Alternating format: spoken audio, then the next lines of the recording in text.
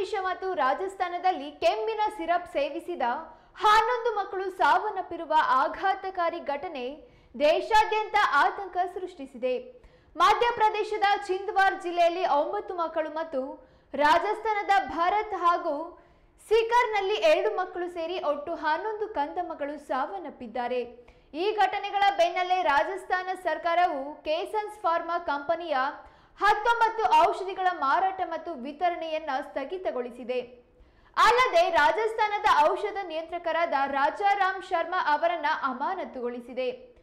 ಕೋಲ್ಡ್ರಿಫ್ ಮತ್ತು ನೆಕ್ಸ್ಟ್ರೋ ಡಿಎಸ್ ಎಂಬ 2 ಕೆಮ್ಮಿನ ಸಿರಪ್ಗಳು ಮಕ್ಕಳ ಸಾವಿಗೆ ಕಾರಣವಾಗಿವೆ ಎಂದು ಆರೋಪಿಸಲಾಗಿದೆ.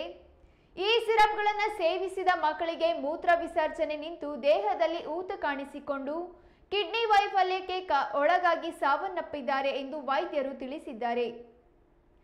ಸಾಮಾನ್ಯವಾಗಿ ಕೆಮ್ಮು ಶೀತ ಇದ್ರೆ ಪೋಷಕರು ವೈದ್ಯರ ಸಲಹೆಯಂತೆ ಸಿರಪ್ಗಳನ್ನು ನೀಡುವುದು ರೂಢಿ.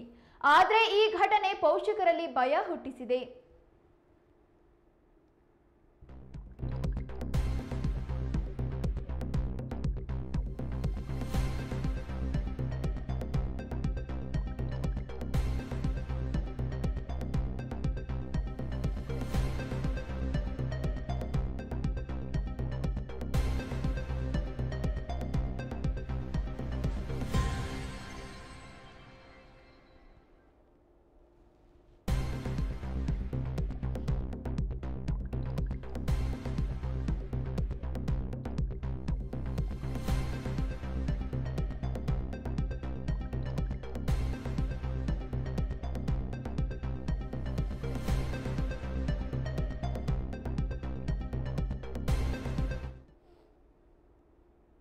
ಈ ಘಟನೆಗಳ ಹಿನ್ನೆಲೆಯಲ್ಲಿ ಕೇಂದ್ರ ಆರೋಗ್ಯ ಇಲಾಖೆ ತೀವ್ರ ಎಚ್ಚರಿಕೆ ವಹಿಸಿದೆ.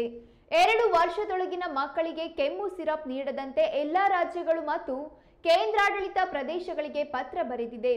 5 ವರ್ಷದೊಳಗಿನ ಮಕ್ಕಳಿಗೆ ಕೆಮ್ಮು ಮತ್ತು ಶೀತಕ್ಕೆ ಸಾಮಾನ್ಯವಾಗಿ ಸಿರಪ್ಗಳ ಅಗತ್ಯ ಇರೋದಿಲ್ಲ. ತೀರಾ ಅಗತ್ಯವಿದ್ರೆ ಮಾತ್ರ ವೈದ್ಯರ ಸಲಹೆಯಂತೆ ಸೂಕ್ತ ಪ್ರಮಾಣದಲ್ಲಿ ನೀಡಬೇಕು ಎಂದು ನಿರ್ದೇಶನ ಮಾಡಲಾಗಿದೆ.